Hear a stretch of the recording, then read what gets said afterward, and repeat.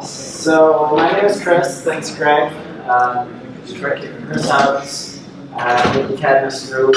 I'll be doing more of a technical portion here, talking about commissioning and inspecting solar systems. A little bit about Cadmus and the work we do. We've inspected over 5,000 systems over 10 years in a whole bunch of different states, mostly in the Northeast though. We have engineers and electricians and solar installers or inspectors, all high quality inspectors. A little bit about me.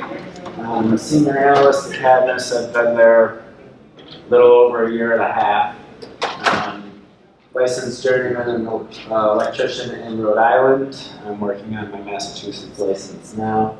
I've been in the electrical trade for over 10 years, but in solar for about 3. And while I was at Cadmus, or as of now, I've inspected about a little bit over 600 systems.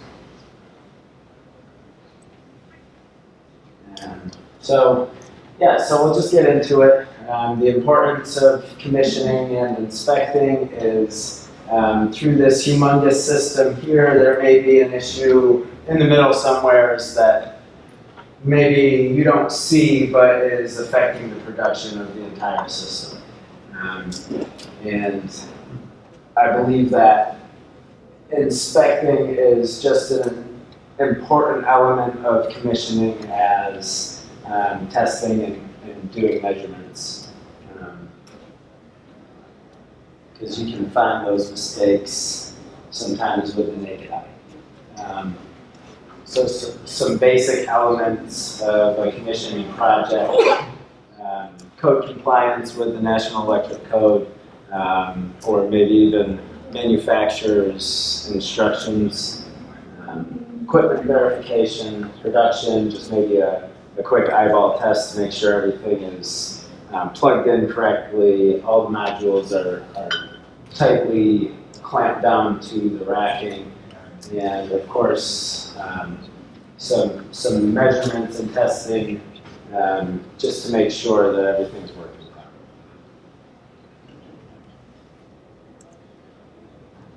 So first we'll start with code compliance.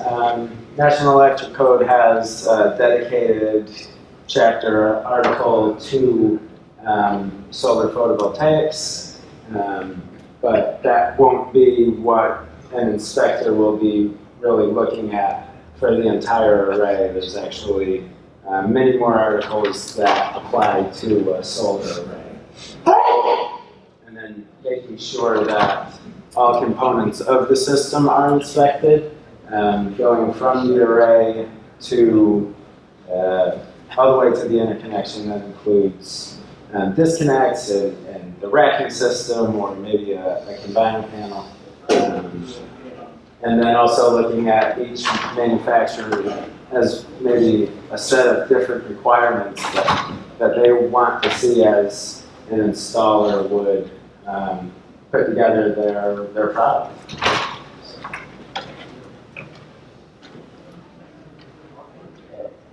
So equipment verification, of course, it might be a little cumbersome to count 500 modules on a rooftop, or maybe 1,000 modules on a ground mount, but you might be able to box them off and count rows and be able to add them up like that. But it is important because you want to verify that the system size is actually what was proposed in the design, and then make sure that, again, with the size module or maybe the size inverters are installed per the engineered stamped drawings.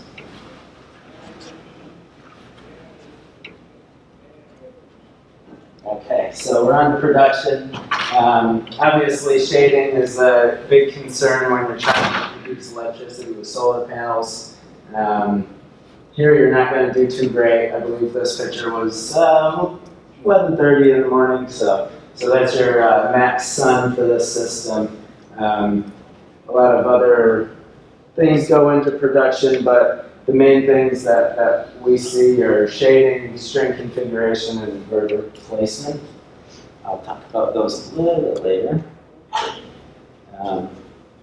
And so when you get down to it, you really need specific, hey, there's an issue here, where is it? Oh, it's in this string. That's where you're going to find, with these measurements, the accurate V-curve trace takes measurements on the current and the voltage and puts them into kind of like a knee curve like that. All the manufacturers have predicted their own curve, and when you test it on site, the measurement, that they put it on the same graph, and you can kind of see, make sure your strings and your system is doing what it's supposed to do. Open circuit voltage is another measurement that we would take during a commissioning effort. This is pretty basic, just testing an open circuit that maybe does an entire string of 20, let's say 20 modules, and you basically just add the voltage with the nameplate, and then whatever you're testing should match what you added up and calculated.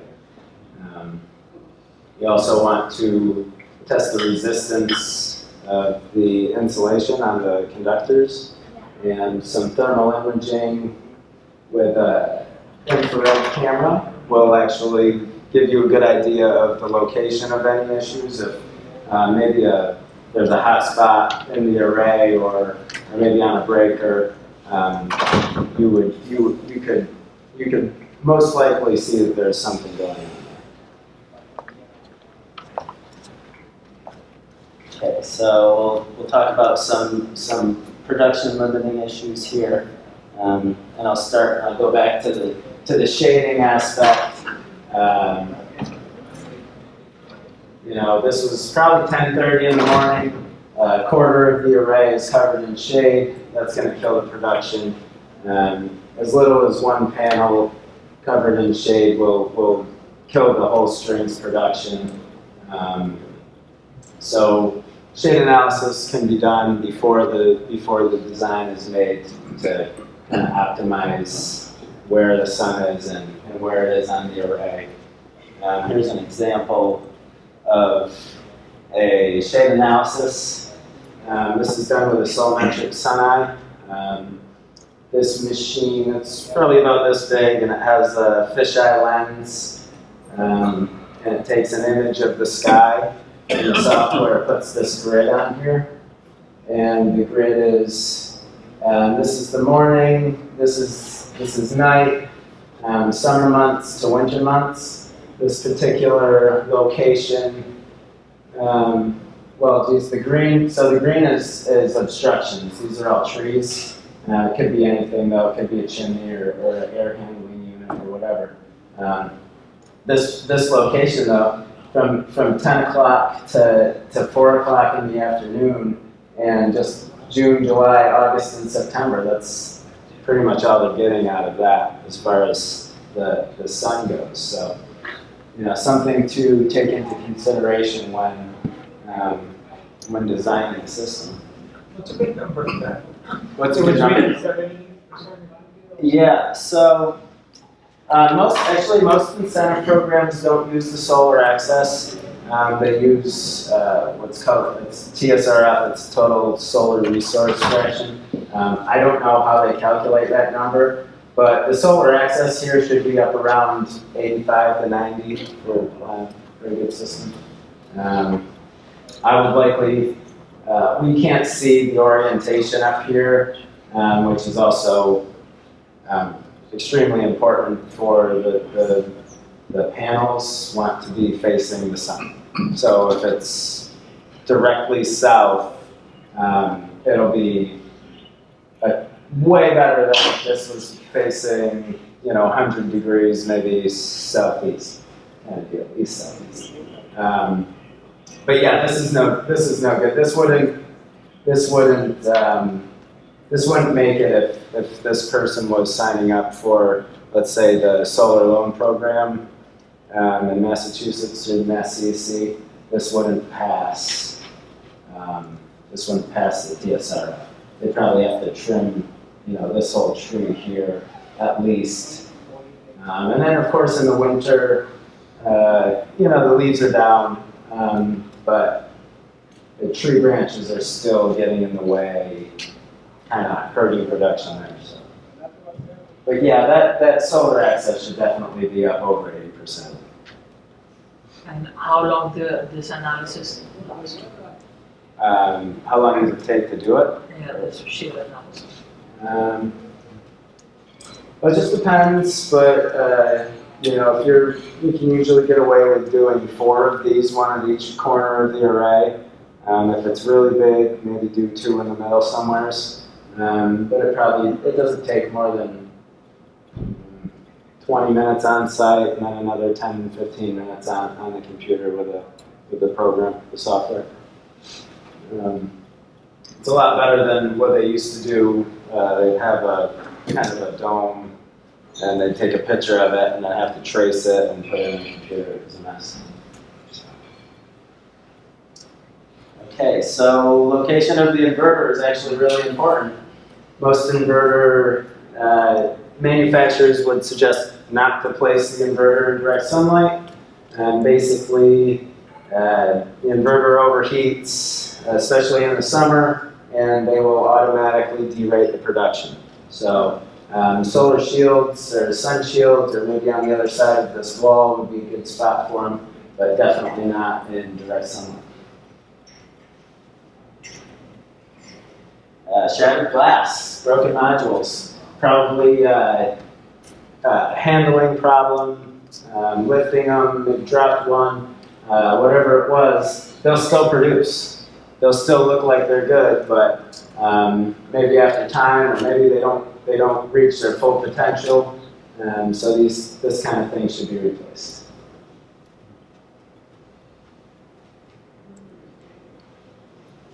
Disconnected strings. So if you look real close here, there's an empty terminal. Looks like they forgot to plug this wire in. So when you get into the inverter, if nobody commissions the system, if nobody tests to make sure that everything's working, you might not know that this string isn't plugged in and not doing anything.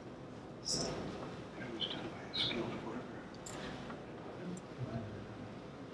Blown fuses, another source of production failure. Could be various things that cause the blown fuse. Definitely something that needs to be troubleshot before just replacing the fuse and letting it go. But definitely another thing that wouldn't normally be found unless somebody's checking.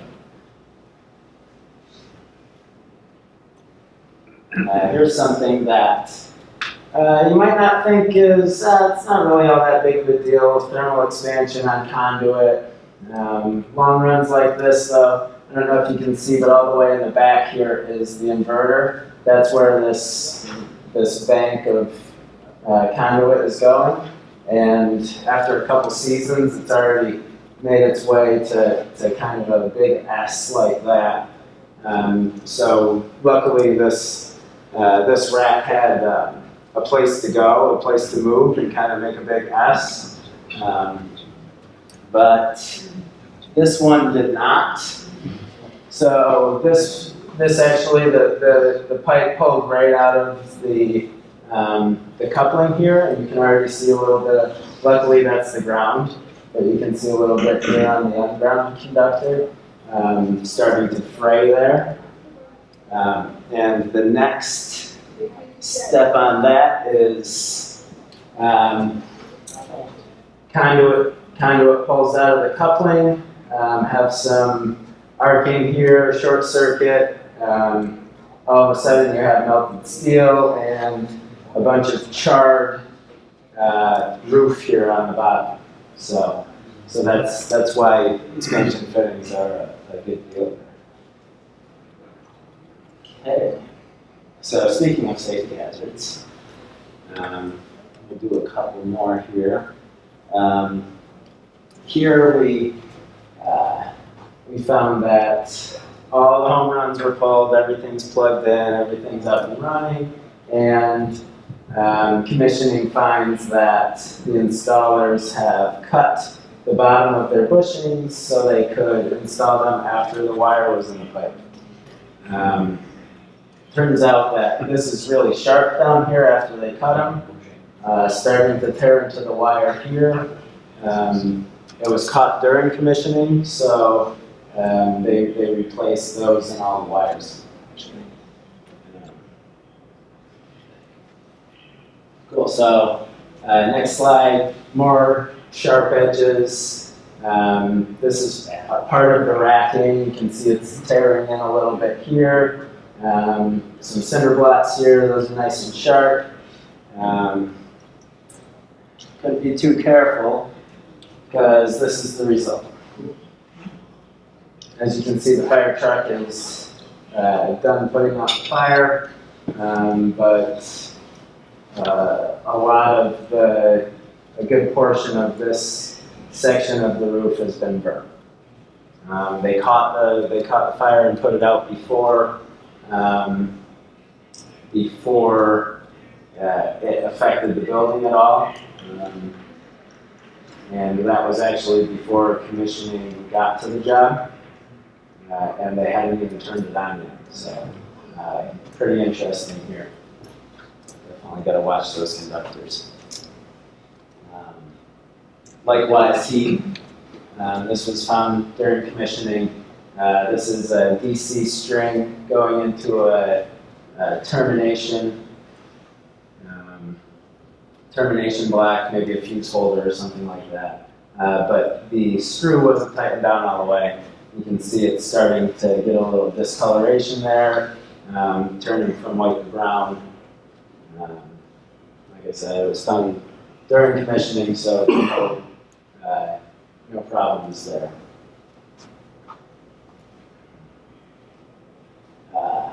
Here we go.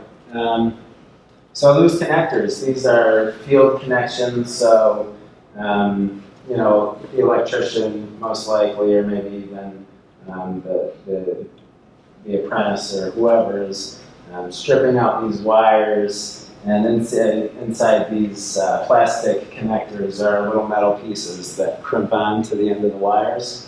And then they plug into the back here, and then it plugs into the other end of the plastic connector. If that metal piece isn't crimped on properly, it can pull out. It can pull out relatively easily, but if it's not checked on a pull test, a lot of heat is created inside that connector and just completely melted. So it's important to be aware of all connections are nice and tight and properly torqued and crimped. A little infrared scan here on the panel shows a lot of heat next to this main breaker here. Open up the panel cover and notice that the terminations are nice and cool. Maybe a little bit of heat here, but mostly, around where the terminations are. Quick calculation turns out that main breaker was overloaded, not to the point where it would trip for current. I have a feeling if the breaker's working properly, the heat would trip it. Hopefully that's best case. If the breaker's not working properly, maybe it could be worse than that. Maybe melt some plastic parts.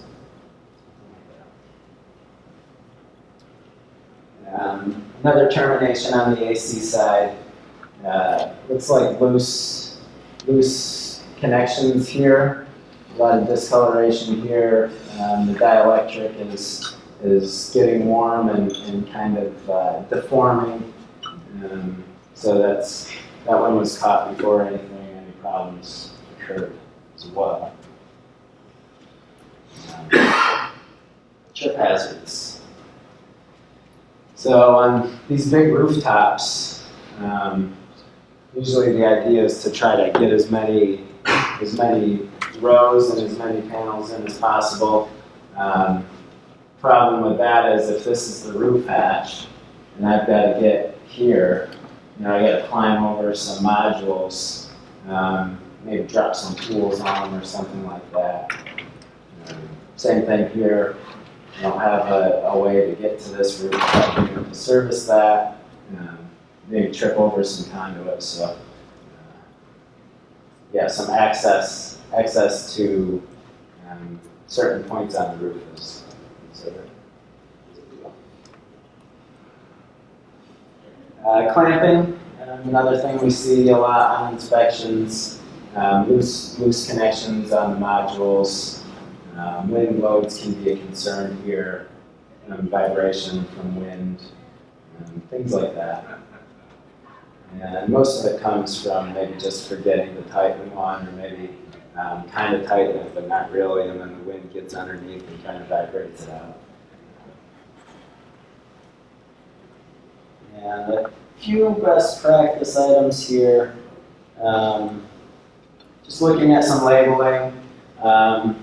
Yeah, it might not sound like a big deal, but if I'm a first responder at a fire and I see this white label, I don't know what it was. It's really supposed to be a warning sign for him to let or her to let them know that there is danger inside this piece of pipe while you're trying to put out the fire. And then these labels are kind of peeling off, and a complete lack of labeling on this entire panel. So the guy that wants to come and service either the solar or maybe something else might be getting into a panel that he might not know what's in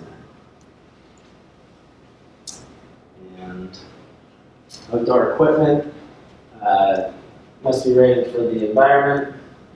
Ground lugs here are starting to rust. This is about a month after installation. 6 months down the road, those lugs will be garbage. So that's the conclusion. Thank you very much. Any other questions? Have you done any solar roofs yet? The actual tiles on the... Yeah, and if so, what are you going to do different? I haven't seen them, but apparently, so it's one big unit. We won't be able to actually inspect the roof. Don't you have to count all the tiles? Yeah, I don't think they have the same nameplate ratings as normal modules do, really. I don't think there's, they don't have, they're not coming out and saying this group of solar tiles produces this much power. Yeah, they haven't even given out the efficiency of those solar cells. The tiles? Yeah. I don't. Yeah, they have Tesla, if you're talking about Tesla. Yeah, I think they're going around telling people that if you cover your roof with this, it's going to cover your electricity. I don't know if that's true. Okay, before the meeting tonight, we were talking about this, and someone described a home that they knew had solar panels, and there are 4 sides to the roof, and the panels are on 3 sides. Okay, east, south, and west. Yeah. How do you treat that different than a home that's facing all west, or do you even care about that? Yeah, we do. So when I would take we'll go back to the semi that I was you can change the orientation in that, and the calculations come out differently. And then we'll take a weighted average of all 3 roofs to be a complete shade report. As far as production goes, obviously the south-facing roof is going to do a lot better than the east or west, but I don't think that anybody is when it comes down to it, when the solar guys are selling, they talk about total production next to what you use. They're not going to say, oh, well, they're going to say, oh, you need to put more on your east-facing roof to get what you need. But it might not be as, or won't be as efficient as the south-facing. Well, and one of the people before the meeting even mentioned a house they saw with them on the north-facing. I've seen Now, it. how would you, you've seen that? I've inspected it before. Yeah, it's garbage. How do you treat it? Just like I would any other. You know, when I'm inspecting, I'm not inspecting for efficiency. But when I do that shade analysis, the north-facing roof weighs down the entire array. Like like this one. I got to this. Yeah. I wish I could get there. I went to this job. Like I said, it was like 11:30 in the morning. Like the. Is there a way to get there? Oh, there it is. Stupidity of the people. So yeah, so I get. Oh, there it is. So I get this job at like 11:30.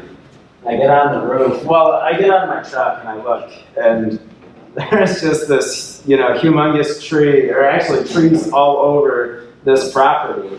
And I'm thinking to myself, there's no way this is the house that I'm coming to inspect. No, I got on the roof, and I mean, this is what, two panels at the end. They're microinverters, so each panel does its own producing. Yeah, two on the end are the only ones doing anything. This particular inspection was not for an incentive program. It was for a third-party client that doesn't really care. They just don't care. They give out leases, and whatever they produce is in. But did it qualify for an a tax credit? I mean, as a taxpayer, did I help pay for that? For the federal one, probably. There's no Right. paperwork you have to fill out for. Right. So for the federal, yes, but for any kind of That's what you state, spent on it. they probably wouldn't have made it. Okay. You mentioned you don't test for efficiency. So let's take a large system, 850 kW. The system is installed. The best it's ever done, sunniest day of the year, July, 673 kW. I ask why.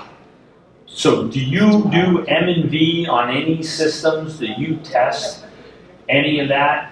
We not that detailed. We'd be there maybe for a week, and we wouldn't. We don't go consistently to check. During production, after it's been running for months or years or whatever. But that is a good point. I would say most likely. Just like any other electrical equipment, the stuff wants to be cool. When it's hot, it loses efficiency. For sure. Yeah, the inverters are in the shade. It's a carport system. Even all the wires heat up. Yeah, yeah, okay. Interesting. Question. So what's your business model? Are you typically hired by the end users or by the agencies that are providing the funding, or what? There's a mix. We have a few end users that might be curious whether their installer did a good job or not. Most of our business comes from state entities like Mass CEC or Rhode Island Renewable Energy Fund in NYSERDA. But we'll also be hired by big financial companies that want maybe some commissioning done or some quality control or quality assurance done for them. Maybe they have 5 different installers that they don't really know much about solar, but they're trying to keep an eye on it, kind of thing. So they'll hire us. And for the agencies, do you inspect 100? Or do the agencies have 100%?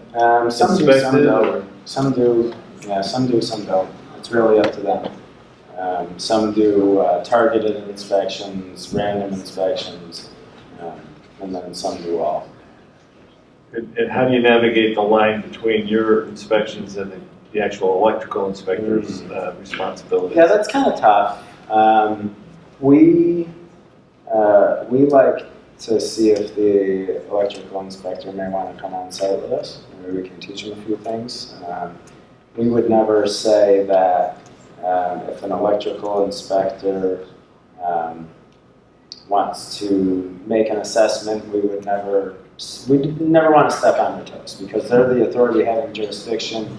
We're just looking at systems, pointing out what we see. These are the violations. The state entities require them to be repaired. Some of our third-party clients may not. So, yes. So you've been talking about grid-connected systems? Yeah. Yep. All interconnected systems. You haven't talked much about batteries and generators and controls. Right. Yeah. We haven't seen a whole lot of energy storage yet. We're starting to see a little bit more. Hopefully that'll come next year. So, yeah. You had mentioned technology evolving for solar. Yeah. Could you give a quick rundown on how you see solar technology evolving? Well, module prices and most of the costs of inverters and the other component parts have fallen quite a bit. Energy storage is coming down as well. So from a policy standpoint and incentive standpoint, you want to dial back incentives as those costs come down. You don't want to be paying out in incentives the same amount in 2005 when the technology as a whole is a lot more expensive. Now that a lot of those large companies have got some economies of scale and have brought down the cost, you don't want to be paying out the same level of incentives. Where do you see the cost? What would you consider the cost now, and where do you see it going towards? I mean, eventually, it's got to approach some sort of level, right? Yeah, and I don't think I know enough about what the capabilities of those large manufacturers are. It's also, take residential solar, for example. Massachusetts is always, well, unless something drastically changes, it's always going to be more expensive than a place in the middle of the country. Labor here is a lot more expensive. You have guidelines for the ratio of licensed electricians on the roof relative to other labor. They're always going to drive prices up. So you think here in Massachusetts, it's around $4 a watt, $4.50 a watt at the residential level, and that's a lot higher now than in other states. But at the utility level, I think that there are certain places in the country, in the Southwest, that utility scale solar is being built at $1 a watt, $1.50 a watt, or even less. I'm not sure how much lower you can get, and I think there are concerns that module prices are artificially low based on global competition wanting to sort of depress that market for macroeconomic reasons. So I don't know how, I'm sure it's something that you could look up. It's not something I have a lot of experience with, especially looking at Massachusetts, which is sort of a special case. You don't see any improvements in efficiency or technology to drive efficiency of the units? Yeah, that's a good question. So In none of those areas? I mean, we see higher production panels come out every year. They're all, one-upping each other. So LG will come out with a 315 watt, and then SunPower will come out with a 345, and now LG's looking at 355, and Panasonic has like a 375. You know what I mean? So they are creeping. it's but I mean that doesn't mean their efficiency is much better. They're just making it produce more. So they're all, as far as I know, right around 18 to 20%. That is the highest percentage efficiency right now for commercial? That's the best I've seen. There may be something else. I read something, Australia has like 38%, but I don't know. Well, there's some of those dual-sided panels, which you get okay. 20, but that's kind of unique application. Yeah, they took the cells and split them. Well, it's But yeah. both sides. They take reflection from the other rows behind it, Yeah. and it actually hits it from both sides. So you get Yeah. So I don't know. I think that's Panasonic right now. Yeah, Peninsula. That's commercial. Yeah, 20% is usually what you hear in terms of the efficiency. They don't Like quality or mono. SDC resilience. You brought up the lawsuit, or the pending lawsuit, to have the US production of panels and put a tariff on Chinese panels. Yeah. And I know Elon Musk was building a facility in New York State. Buffalo, yeah, to employ people and build panels. So there's an argument between buy US, keep US people employed. There's also the argument of, you know, you're out there trying to sell the systems and you're trying to put it in for the lowest dollar cost, right? Sure. So that could have an impact on the whole industry if the price of panels stays higher or isn't competitive. So I think I read a lot about that could be a factor in the future, depending upon if tariffs go into place. Yeah, oh, certainly. And when you build an incentive program around historical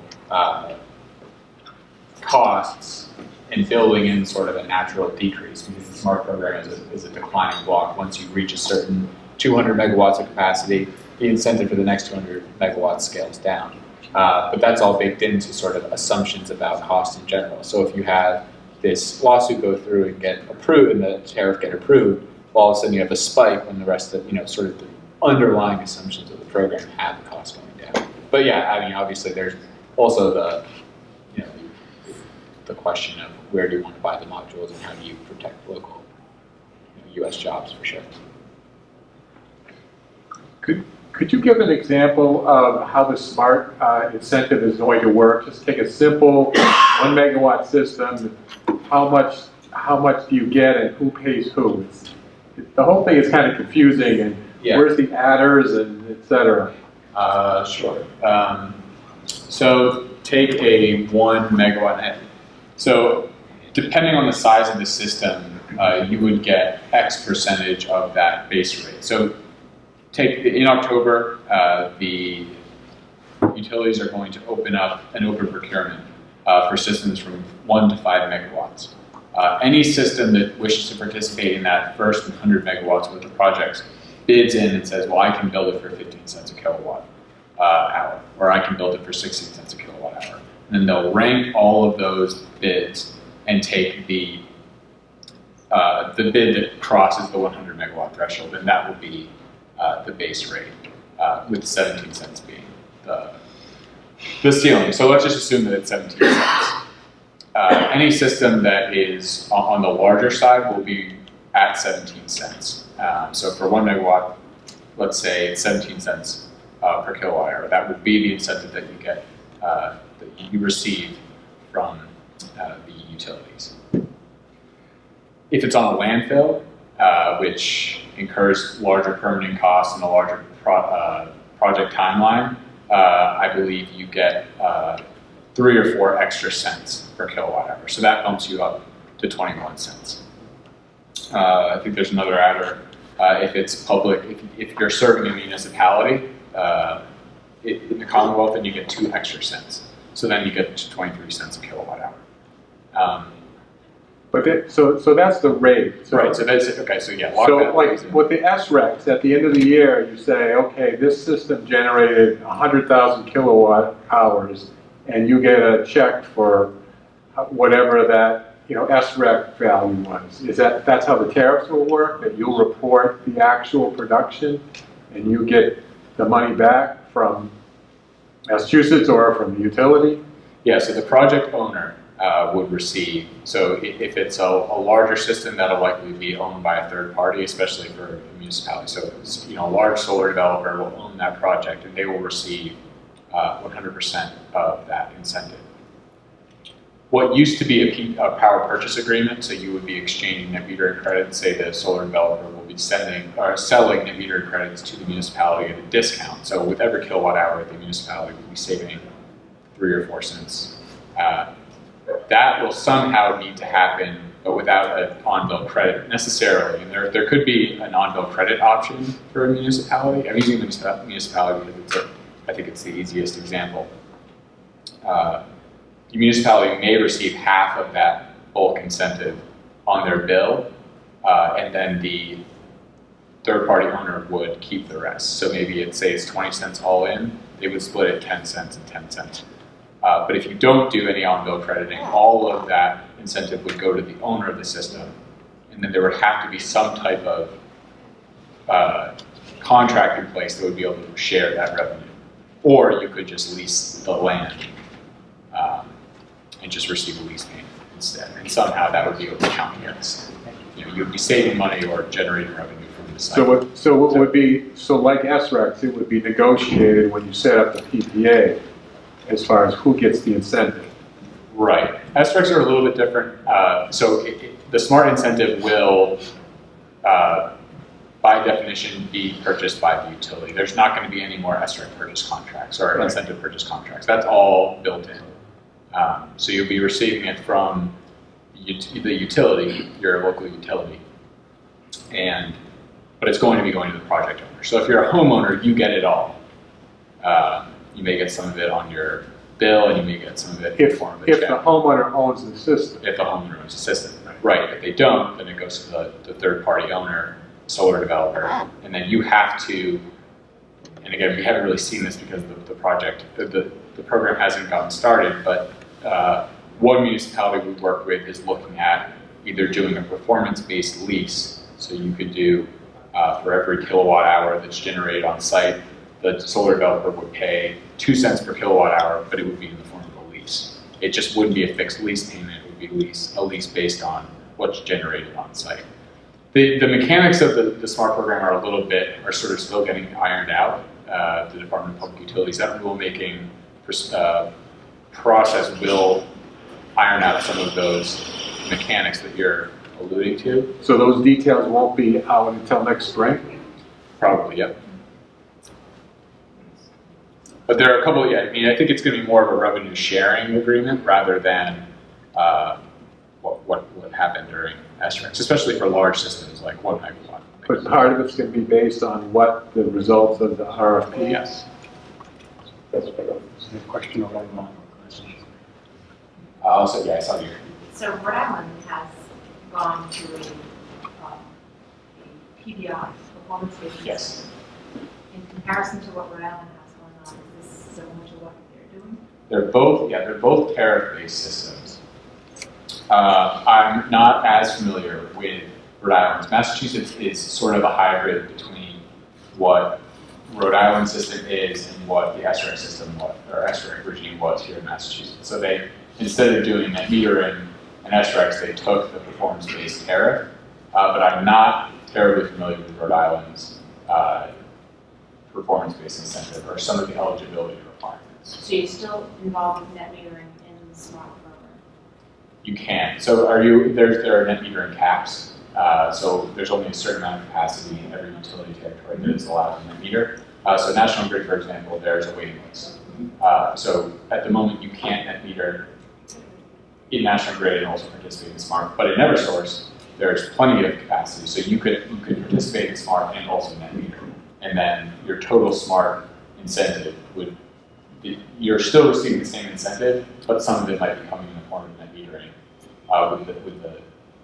that difference being what you receive in the form of an incentive. Sounds like then you need 2 utility meters, one that's the incoming to your building, and the one that's the outflow out of the solar array. Because most of my customers are, let's say it's a big box store. Yeah. They're never going to use as much electricity as they can produce. They're never going to use less than the amount of electricity they can produce on their roof.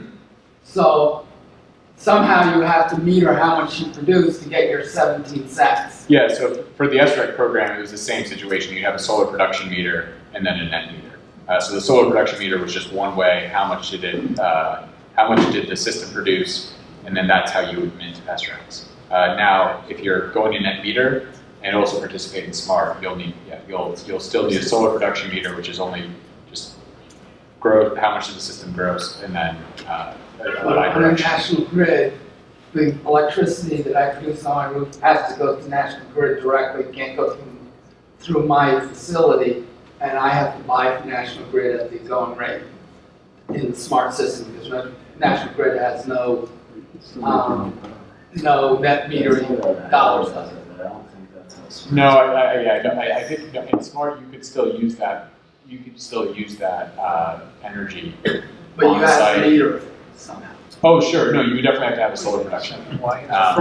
From what I understand, so that's how Rhode Island works. They have a net meter for production only.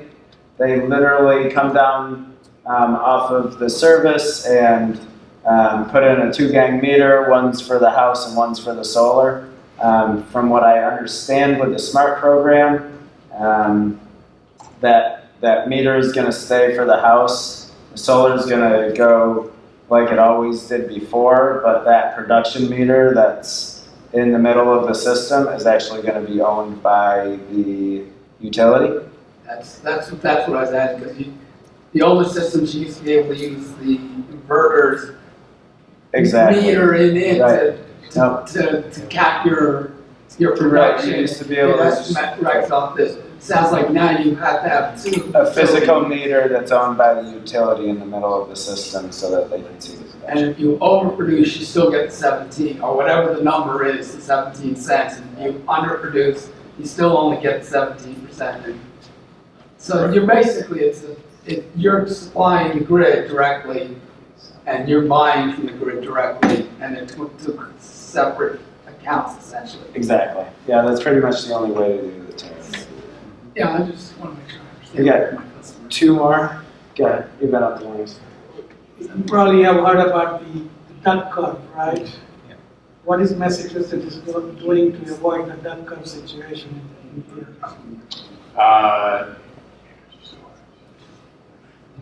I mean, definitely, so the SMART program is not behavior based. It's not time of use based. It's not incentivizing, a battery that discharges at peak load more than a battery that discharges when, power is least valuable. So that's something that the SMART program hasn't really built in. New York's program, REV, is more concerned about the value of solar, which is very much time of use based. Also, net metering in California is time of use, but Massachusetts hasn't done, on the incentive side, I don't want to speak for the utilities and what they do during their impact study of interconnection, but on the incentive side, there's not a lot of focus on when the power is coming online, or when it's generating versus when it's needed. So, reducing peak shaving, basically. That's not, the Department of Energy Resources recently did a battery storage study, which informed the incentive, that matrix that I showed earlier. But I don't believe there's any initiative now, or any program now that directly concerns the duck curve for shifting solar production to a time when it's needed. We can do by putting panels on the southwest side a little bit too.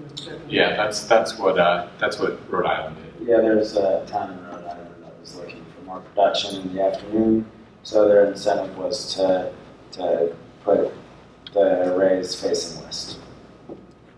But there's no such incentive in Massachusetts, at least not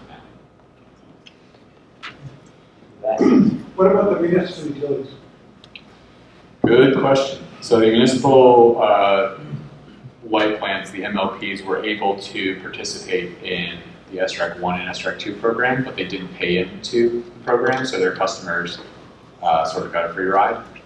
In the SMART program, they any MLP, I believe, can opt into the program, but then they would have to be paying into the fund that supports that incentive.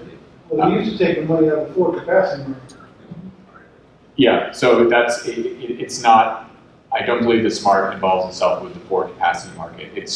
But municipal light plants can opt in over time, but I'm not sure that any have at this moment.